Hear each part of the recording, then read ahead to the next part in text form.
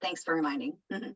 No problem. Judy, thank you so much. So yeah, it is my privilege to be here. It genuinely is an honor every time I get to talk to authors because it's my passion. And the reason why it's my passion is because of my very first experience with books. I was invited to be a book editor for a high profile client, and it went great. The problem is, soon after the book was published, that publisher folded.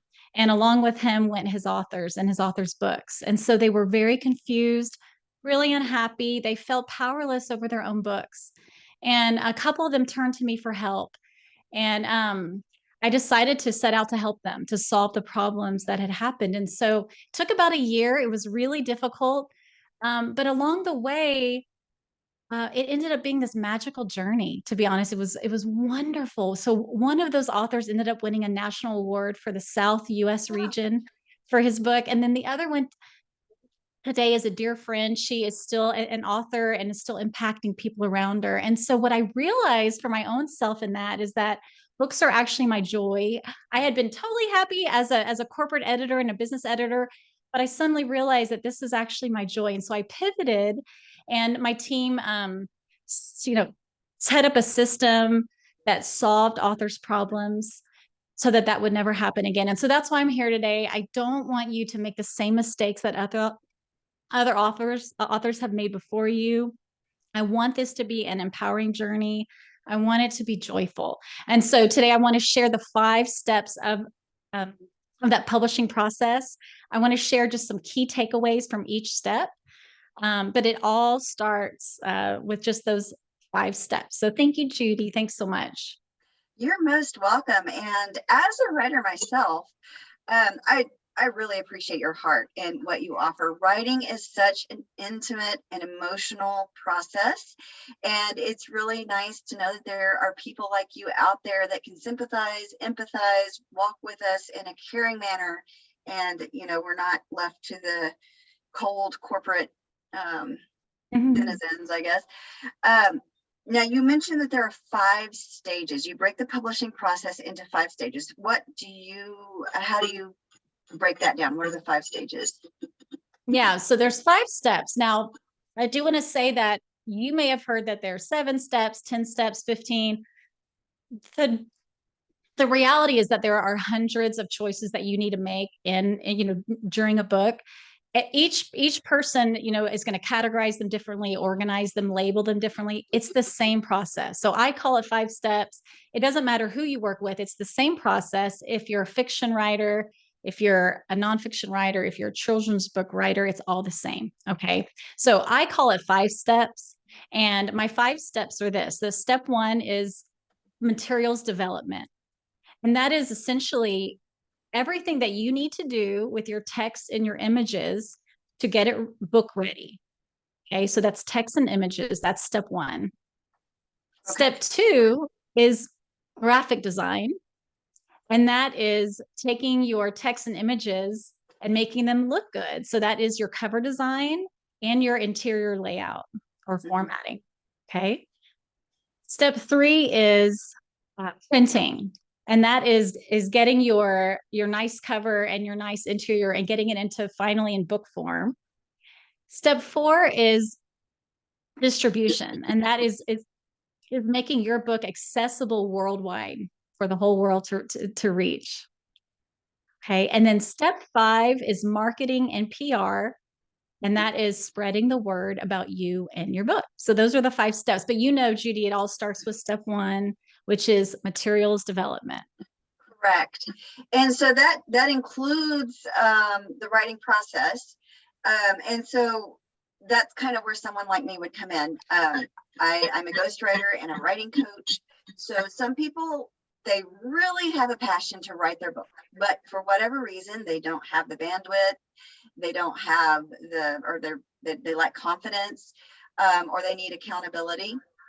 And so they would hire somebody like me, a ghostwriter, or I see Karen's on here. Karen's another ghostwriter. They would hire somebody like us to help them get all their ideas organized, develop an outline, and then talk to them. I do it interview style. I call it downloading from the client's brain. After we get the outline, then we go each point on the outline and I download, and then I write it up, I send it to them, they send it back to me. You know, and with any comments or revisions or whatever, and we go from there. Some people want to write it themselves, but they need that accountability and they need sort of help with the organization. That's what a writing coach does. We help you organize, we help you get your outline, set up a writing schedule for you, and provide that accountability and give you feedback on your writing and overcoming roadblocks, writer's block, as you go. And then there, of course, are many people who simply just sit down and write it out themselves.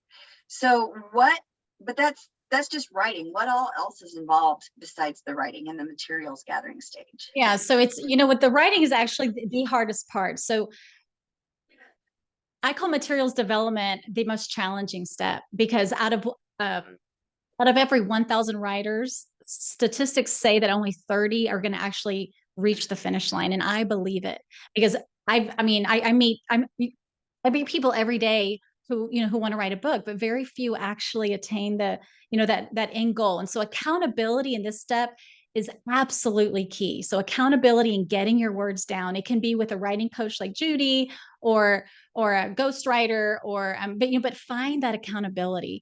Once you have your words on paper, though, it's still a very challenging step, because there's still a lot to shape it into its best form.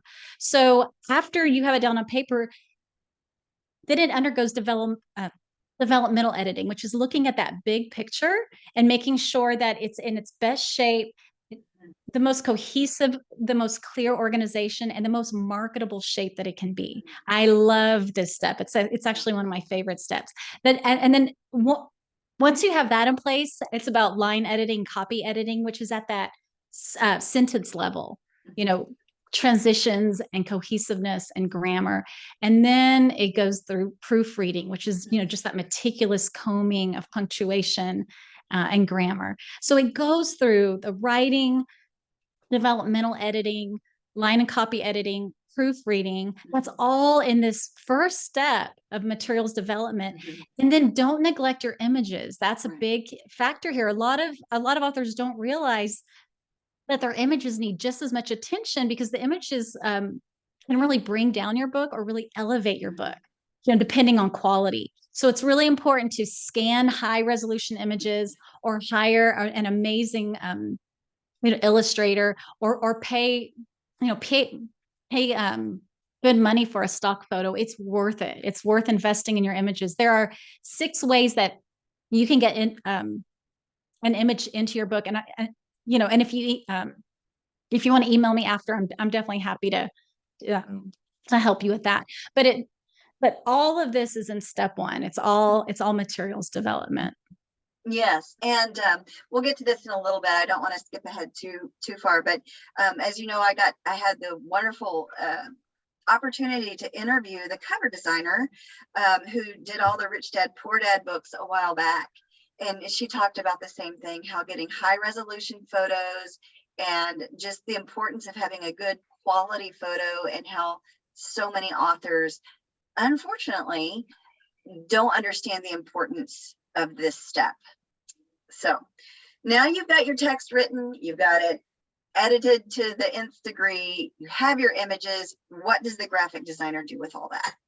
Okay, so this is the most fun step. Okay, so if step 1 is the most challenging, step 2 is the most fun. It's fun for us too. So it's all about working with a graphic designer to create an amazing cover design, an amazing interior layout, so that interior formatting.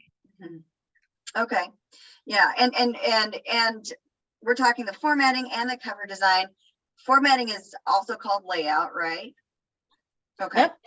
And can you tell us, I know you don't want to get too much in the nitty gritty, but I mean, we're talking about like how the chapters are laid out, and what fonts you're using. What else are we talking about there? Yeah, so it's so important to work with an expert, because they understand about line spacing, typography, margins, ornaments, widows, orphans, all of these, technical aspects. We don't realize it as readers, but all these little decisions go into making a really seamless, fluid enjoyable read, and they know how to make it happen on each page of your book, including chapter titles, subtitles, call out boxes. All of these things go into a really great read, a smooth read for your audience. Right. It's one of those things that unfortunately you don't notice it unless it's bad, right? Right. Right.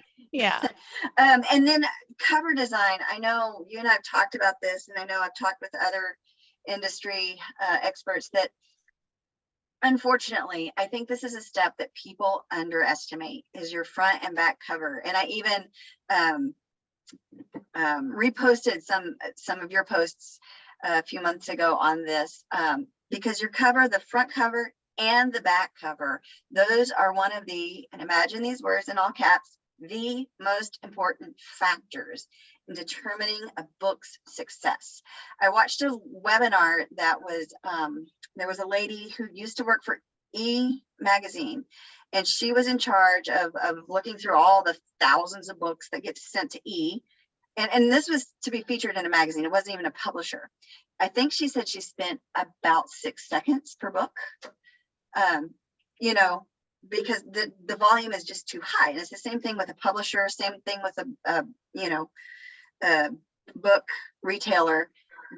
There's just such a high volume that you really need to make sure that your cover is on point. And yet I hear people say, I'll just do it myself, or I've got a friend who's an artist.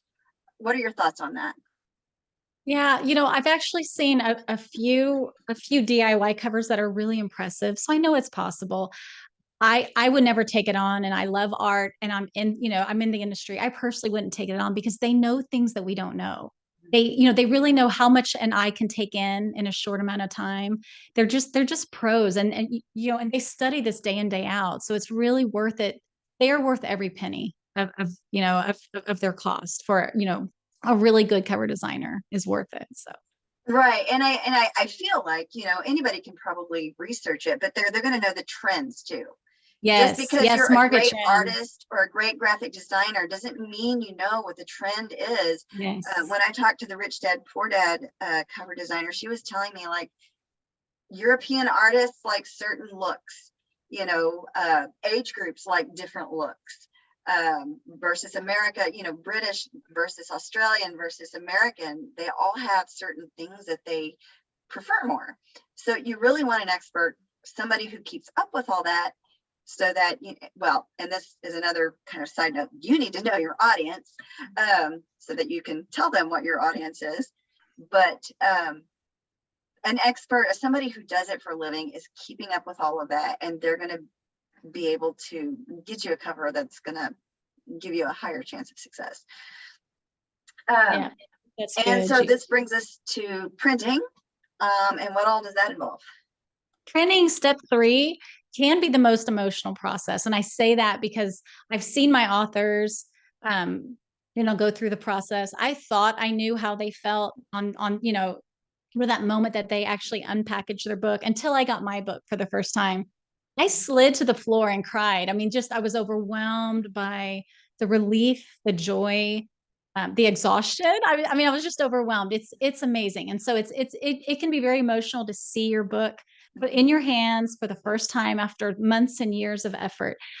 So step 3 involves taking your text and your images and that awesome look and actually getting into book form, meaning actual ink and paper and binding.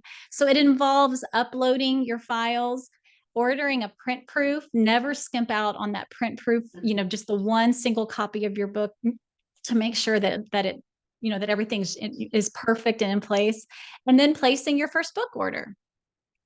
That's amazing. Yeah, I recently had a friend who did that. She's printing she's writing a 31 day devotional for writers for NaNoWriMo, which is really cool. Anyway, and she had printed out 2 different proofs because she wasn't sure which size she wanted. And anyway, just like her eyes, her voice, it was just this level of excitement that you could sense it coming off of her in waves.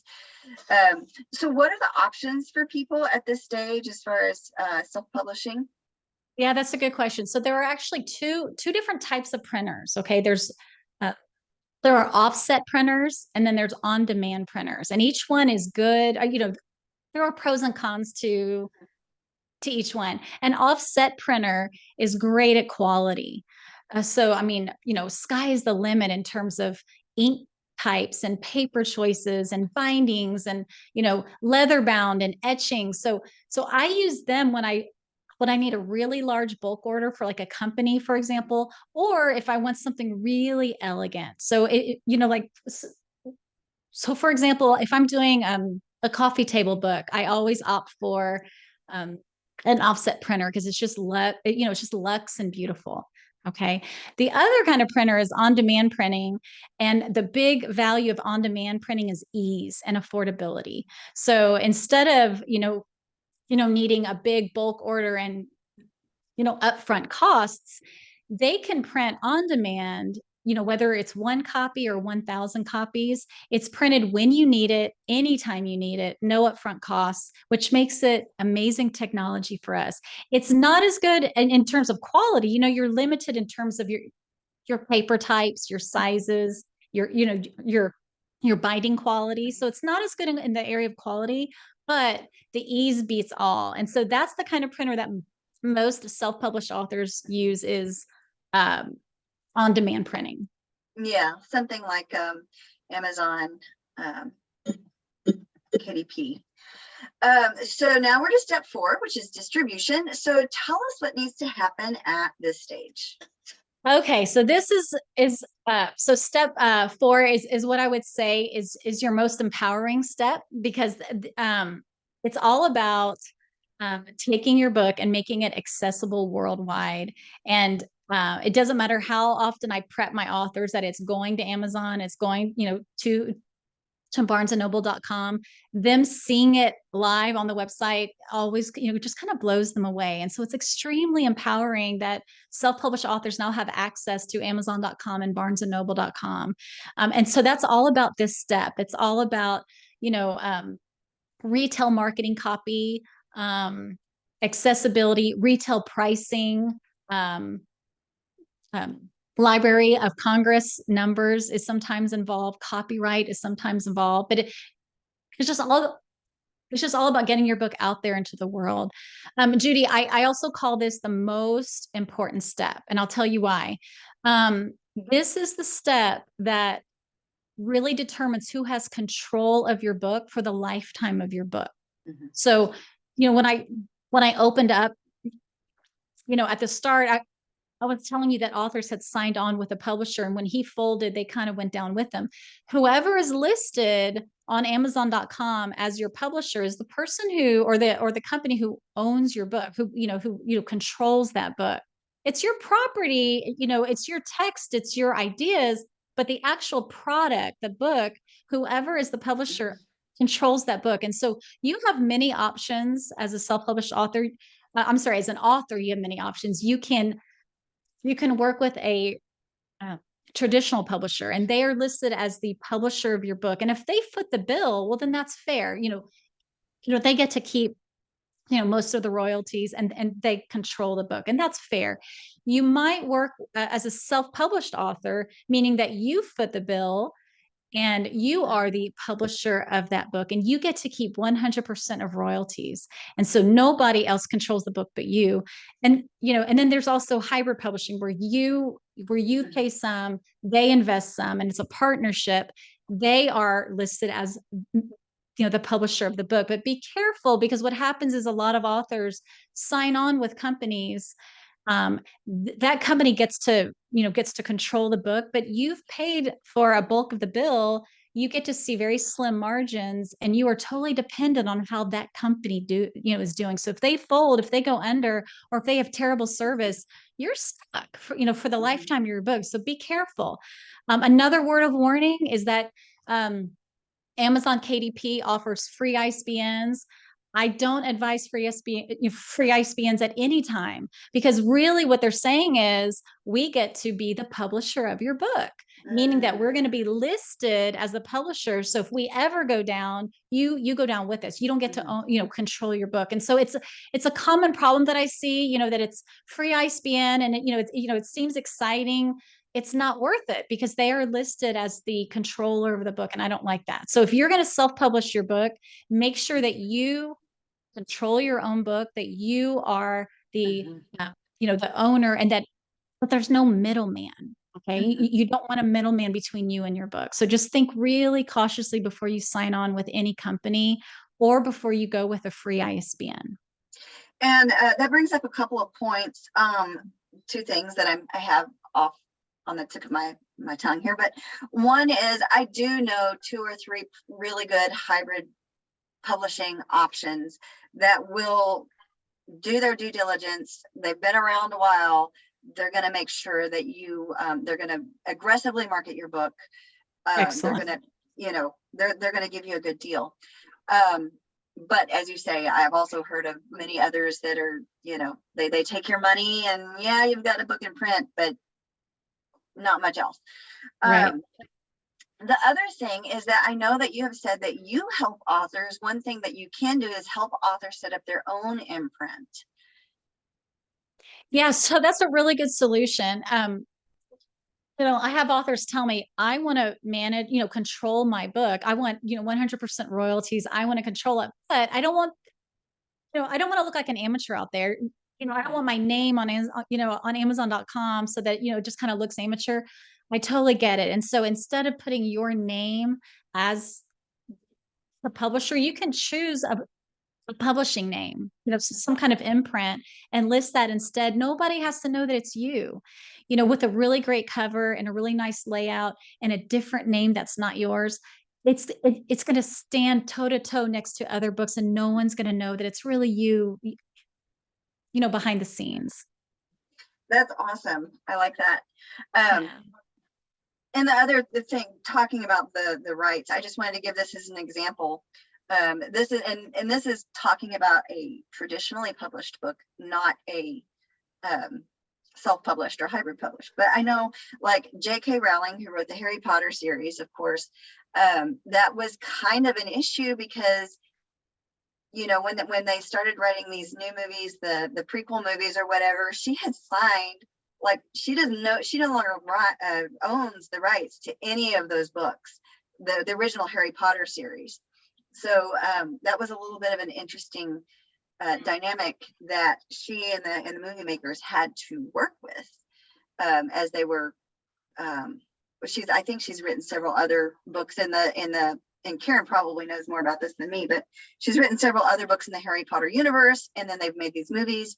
But that was one thing that they had to think about and work around, is that, yeah, she's the author, but she doesn't own the rights to her own books anymore. So that's just probably an example that many people might identify with. So we are down to marketing and PR.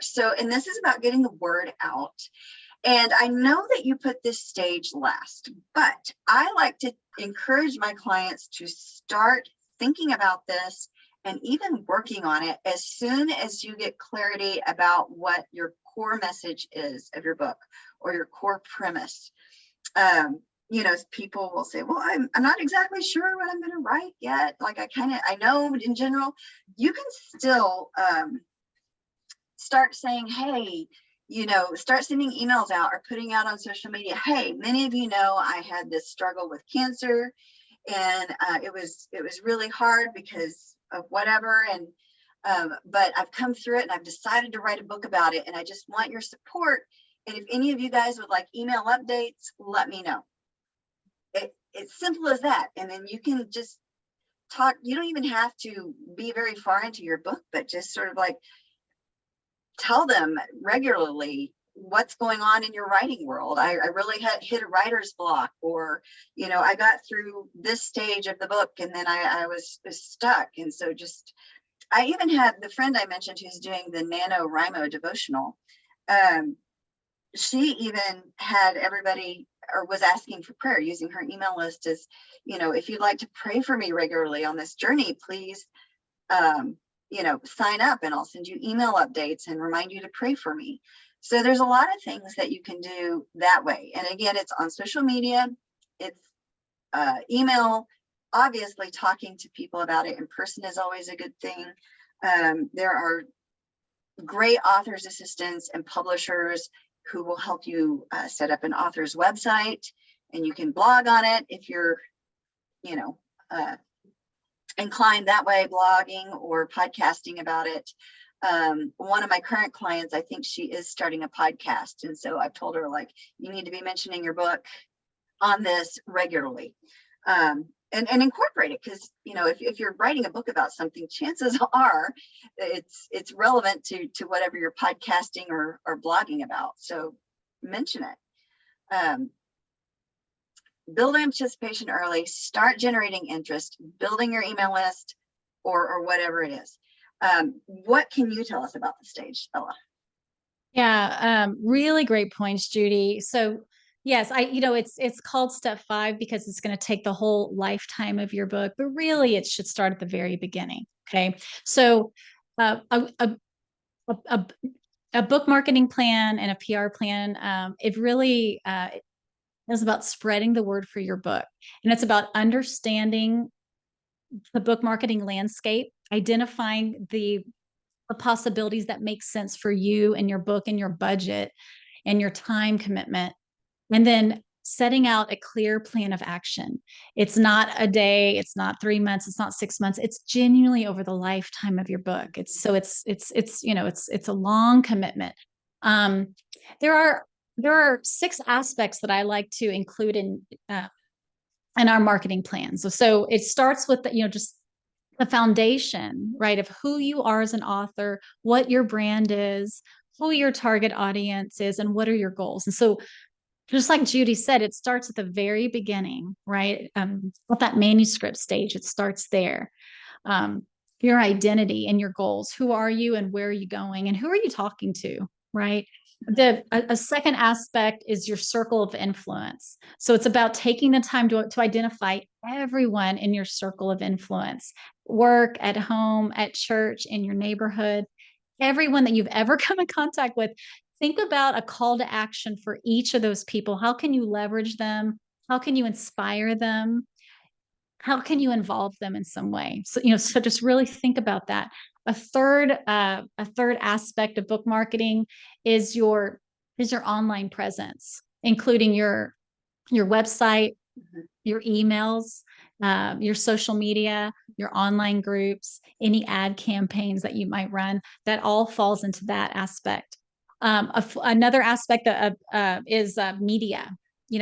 Think about the online podcasts who might be interested in you.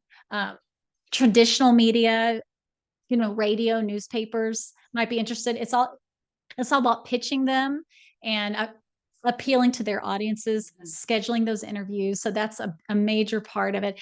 And then finally, it's about keeping up the momentum. It's about inviting speaking engagements, winning book awards, committing to content marketing. I mean, just things, that just kind of keep the wheels spinning over time. All of these things, all of these aspects make up a well-rounded marketing plan. And it's just about finding the ideas that make sense for you, your time, your budget. It's, book marketing and publishing. It's going to take a steep investment. It's either going to take your time or it's going to take your money. Might take some of both, but it's a big investment either way. Yes, and I noticed Karen has mentioned. Karen, by the way, Karen's on this call. Thank you for being here, Karen. She's an accomplished author and ghostwriter and editor. So she mentioned that it should be noted that when self-publishing, the author assumes all the responsibilities of a traditional publisher, including hiring professionals for editing and design. That can get expensive. The same can be said for every other stage, really. Marketing, I know, there's great authors assistants, virtual authors assistants out there that you can hire that by package or by the hour that will do a lot of this for you. And if you choose not to, again, my friend who is doing the devotional, she's doing most of it herself, but she does have a really the advantage of having a job that allows her lots of free time, where she's kind of sitting there waiting for calls, and so she has free time, and so she's researched the heck out of every aspect, and she's done a lot of it herself. But the vast majority of us do not have that kind of time. And so, yeah, you need to, and unfortunately, if you get, usually most of us, I think in the industry, we know each other, and we can definitely hand you from one stage to good people in the next stage. So yeah, there's author's assistants. I know there's some publishers and agencies that will work with you according to your budget to help you with all of this. Can you just, and I know this isn't actually part of our script, but we've got it, we're a little ahead of schedule actually. Do you mind, Ella, just how do you approach this with your agency? So we meet clients wherever they are. So yeah, I have a lot of authors who approach me and know nothing about their options. So I spend a lot of time just having this conversation, just educating them, saying, look, it's going to take a lot of time, or it's going to, take a lot of money. Which one do you have more of? Which one do you want to spend, your time or your money? If it's more money than time, then a coach makes sense for them. Let someone guide you through the whole thing. And so it's just, again, it's that step-by-step through those 5 steps, right? And we just take them, through those 5-step process. You're so right, though. It's not, clear cut step 1, and then we're done. And then step 2, and then we're done. I mean, it's all the steps at the same time, but we just take them all the way from start to finish, right? From that manuscript stage all the way to marketing. If they have more time than money, then I encourage them to, to really start, attending webinars, attending classes, learn as much as they can. They can do it. Most of the people that I talk to do not have the time. Karen is spot on. It is way bigger of a commitment than what a lot of authors realize. It's huge. It's a big commitment. Most of the authors who approach me aren't quite ready for that big of a commitment, but some are, and more power to them if they are. And so, so I usually consult with them, on how to get themselves, set up with their own imprint so that they can keep all their royalties, and I help them. But it's a big task, on your own. It's doable, but it just takes a lot of research and time. Right. And there is one little tip that I got from actually an author here in the Austin area that I thought was kind of funny, but spot on. But again, this is still about time. It's just a little bit different take. And he said he's one of these crazy people that he's like, yeah, a friend of mine and I were having this contest. We each were like decided to write a book a week for a whole month or something. Like, wow, okay, I consider myself a pretty good writer, but I am not that fast. But anyway, he turns them out, and he was saying that, for him and for certain other authors, if you can keep that volume up, as long as it's decent quality and you're getting your editing and proofreading and all of that done well, he said, once you start getting books out there, they may not be very popular, but over time, once you hit 30, 40 books, you write this one that for whatever reason just gets really popular. And then all of a sudden people are going, what else has he written? I think that's not exactly what happened, but I think that's kind of what happened with Suzanne Collins, who wrote The Hunger Games. She'd written a whole series, I think, for young adult or teens, I think, and not a lot of people knew about it. But once she wrote The Hunger Games and it got very popular, and then they started doing the movies, people were saying, what else has she written? So that is one tactic, but again, that's still a lot of time investment. And that's one of the main things I tell people. Writing a book is an investment. It's, as you say, it's going to either be time or money or some of both. And you've got options along the way. And again, if you are committed, then, you don't have to do it all in the next 6 months. You can take it a stage at a time if you need to. But yeah, it takes a lot, and I'm so glad that there are people out there like you that help people through the process. And you mentioned things like social media and blogging and some of the, I know you mentioned too, like your husband recently, his book, y'all were doing at a book signing at a store. And so I know that you help set up things like that as well for people. Yeah, I do. We really offer everything that's Mhm. part of marketing. Um, the one thing that I always tell my authors is it truly is a lifetime effort. So, just take it easy, enjoy the process. You know, don't lose sight of your goals. Don't keep moving those goalposts. So, one of my authors told me, at the very start, when I asked her what her marketing goal was, she said, "I want to impact people about co-parenting. That's my goal. I want to inspire people how to take the high road with co-parenting." And I said, how will you measure your success? And she had a very simple measure. Her measure was, I'm going to know that I've made it when a stranger who I don't know, not a friend or a family member, approaches me and says, "I've been touched by your book." And it happened last week. She called me and she said, "Guess what? Some random woman that I've never met before approached me and she said, 'I loved your book. Thank you so much.'"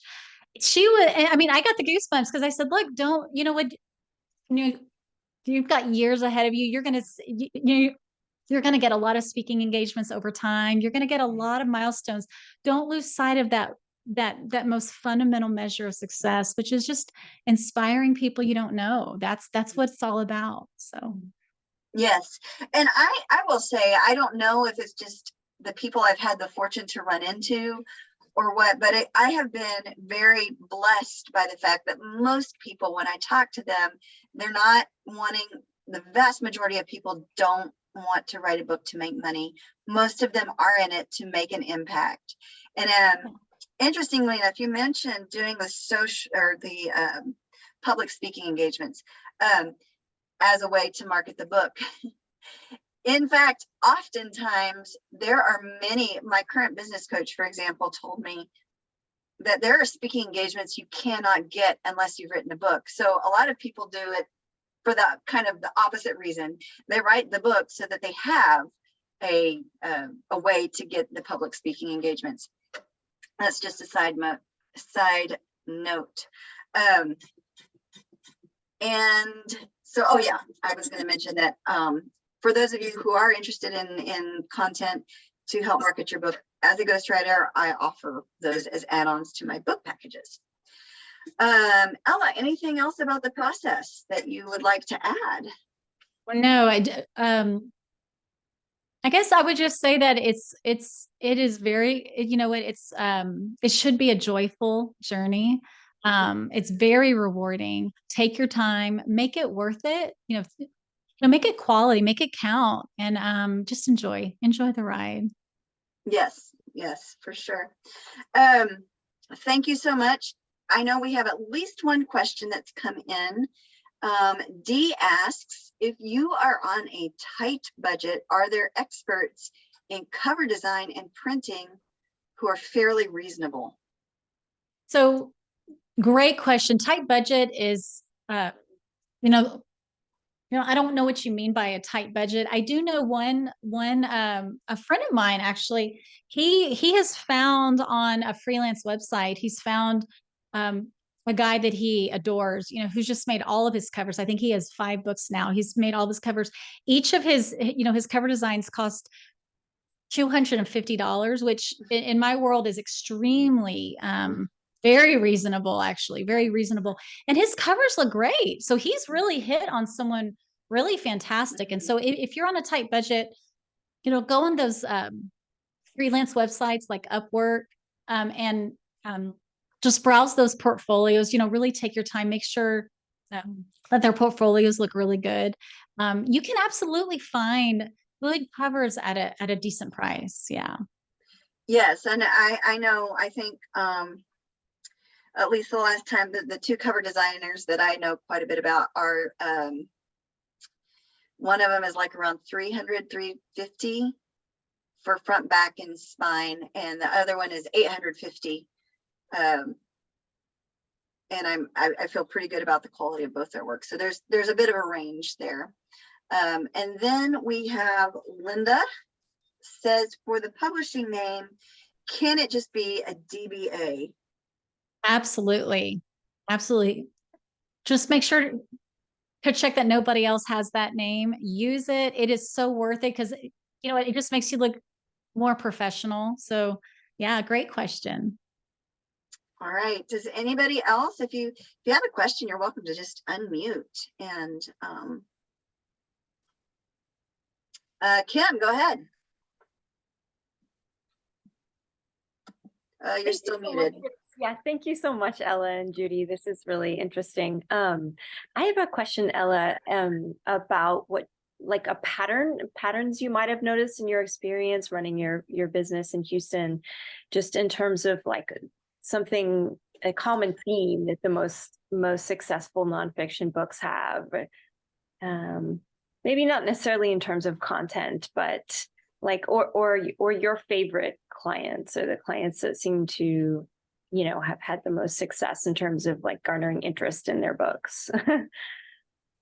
Yeah, you know what? I think, you know, I think a person's heart shows. And so memoir clients tend to get a, you know, a really good response just because it's something that's deeply personal to them. It generally pushes them to a place that's very vulnerable. It forces them out of their comfort zones. I don't think I've ever had a memoir client not cry at some point during this process because it's so intimate, and it you know, it really causes you, you know, you know, just to get real, you know, about how much do you want to tell the world. And it's usually more than what they want to say, and it forces them to heal through the process too. And so memoir clients tend to get a really good response because their friends and family appreciate how, you know, how raw and real they are. And you know, it's just a transformative journey for them, and I get to watch the whole thing, you know, just a front row seat to it. So it's always really special for me to see memoir come to life. Thank you so much. That's Yeah. And then I'm sorry, is it EJ? I'm sorry if I got your name wrong. Asks, how does a book need to have a minimum or maximum number of pages?